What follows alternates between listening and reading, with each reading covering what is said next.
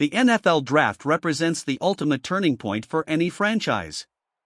For the Cleveland Browns, a team that has navigated a complex landscape of defensive dominance and offensive inconsistency, the draft is more than just a talent acquisition phase, it is a strategic necessity.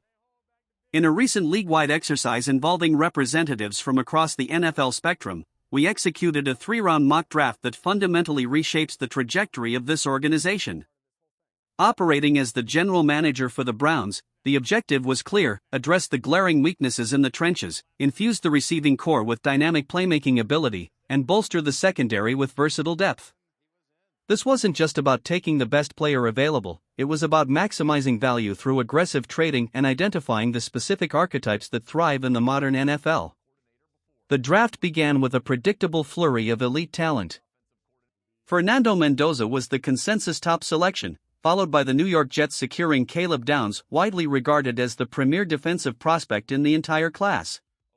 As David Bailey and Sonny Styles exited the board at 3 and 4, and the New York Giants surprised the room by taking Jeremiah Love at 5, the board reached a critical inflection point. With Jeremiah Love and Caleb Downs, my two highest-rated players, gone, the value at the 6th overall pick shifted. It was at this moment that the Dallas Cowboys initiated contact.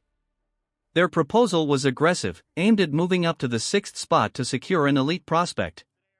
After intense negotiations, a deal was struck that would define the rest of our draft strategy. Cleveland receives, pick 12, round 1, pick 20, round 1.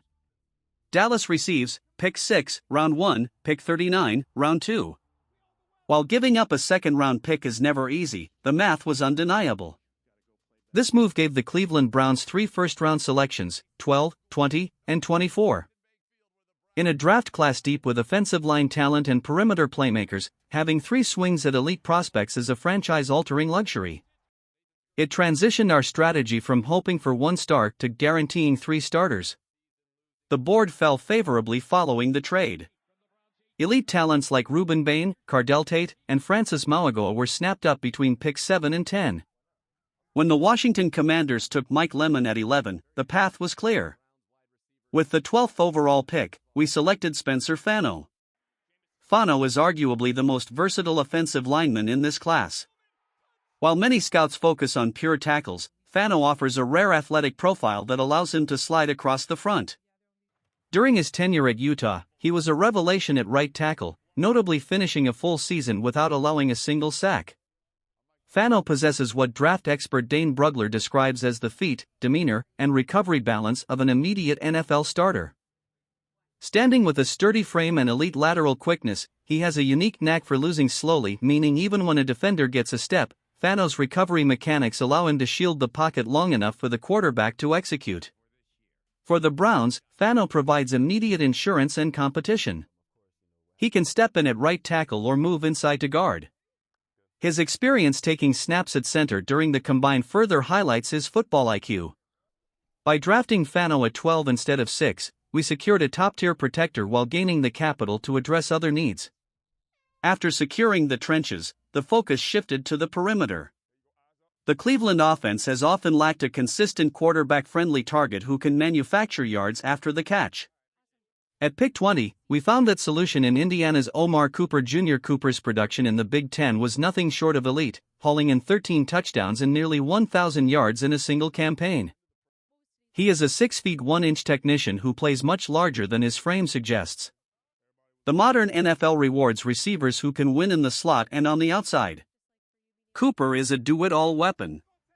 He is fearless over the middle, possessing the hands to pluck balls out of the air in traffic, yet fast enough, clocking a 4.42 40-yard dash, to threaten the vertical seams. Some critics point to the RPO-heavy system he played in at Indiana, but his tape against elite competition, specifically his game-winning performance against Penn State, proves he can perform when the lights are brightest.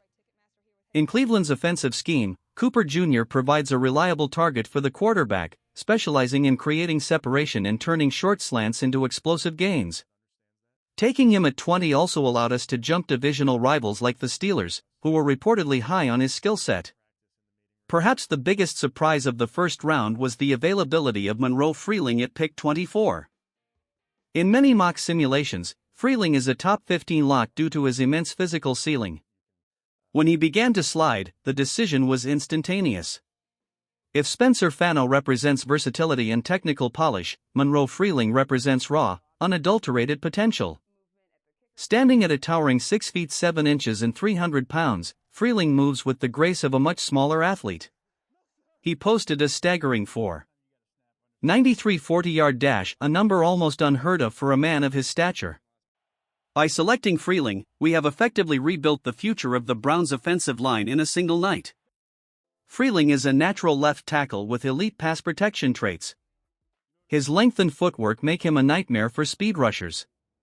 While he needs to add more functional strength to his lower half to become a dominant run blocker, his athletic toolbox is comparable to perennial Pro Bowlers like Colton Miller. The logic here is simple: you cannot win in the NFL without winning the trenches. Last season, the Browns' defense was championship caliber, but the offense struggled to sustain drives due to inconsistent protection. With Fano and Freeling now in the building alongside existing talent, Cleveland suddenly possesses one of the highest upside young lines in professional football. Because of the trade with Dallas, we bypassed the second round, but we returned to the podium in the third to address the defensive side of the ball. With pick 70, we selected Keith Abney, a cornerback from Arizona State. The Browns' defensive philosophy relies heavily on aggressive, man-to-man coverage and versatile secondary players. Abney fits this mold perfectly. He is an instinctive, high-energy corner who plays with a competitive fire that defensive coordinators covet. Abney has the flexibility to play both inside as a nickel corner and outside on the boundary. While he can occasionally be grabby and will need to refine his hand placement to avoid penalties at the next level, his recovery speed and ball skills are top tier. In a division featuring elite wideouts, you can never have enough quality cornerbacks. Abney provides immediate depth and the potential to develop into a high-end starter within a year or two. When you step back and look at the totality of these four selections, a clear theme emerges: versatility. And the common critique of the Browns in recent years has been their inability to protect the quarterback and a lack of depth at the skill positions. This draft attacks those narratives head-on. By passing on a single superstar at pick 6, we secured two bookend tackles who could anchor this line for a decade. We also secured a wide receiver who fills the specific void left by aging veterans, a player who can win early in the route and provide a safety valve for the passing game. The acquisition of Fano and Freeling does more than just protect the quarterback, it revitalizes the run game. With more athletic blockers who can reach the second level of the defense, our running backs will find wider lanes and more opportunities for explosive plays. Furthermore, a stabilized offensive line allows the defense to stay fresh. Last year, the defense was often exhausted by the fourth quarter because the offense couldn't stay on the field. This draft is as much about helping the defense as it is about the offense. The NFL draft is a game of probabilities. No prospect is a guaranteed Hall of Famer, and no trade is without risk. However, by leveraging the value of the sixth pick to acquire multiple first-round assets, the Cleveland Browns have significantly increased their margin for error. We entered the draft with holes at tackle, wide receiver, and secondary depth. We exited the first 3 rounds with 2 elite offensive line prospects, a dynamic playmaking receiver, and a versatile defensive back. This roster is now younger, faster, and more physical in the trenches. While the work of a general manager is never truly finished, this mock draft provides a blueprint for how the Cleveland Browns can transition from a tough out to a perennial Super Bowl contender. The focus now shifts to development and coaching, ensuring that the immense physical tools of players like Freeling and Fano are translated into Sunday wins. In the high-stakes environment of the AFC North, where every game is a battle in the mud, these are the types of moves that determine who raises the trophy at the end of the year. The foundation has been laid, now it's time to build.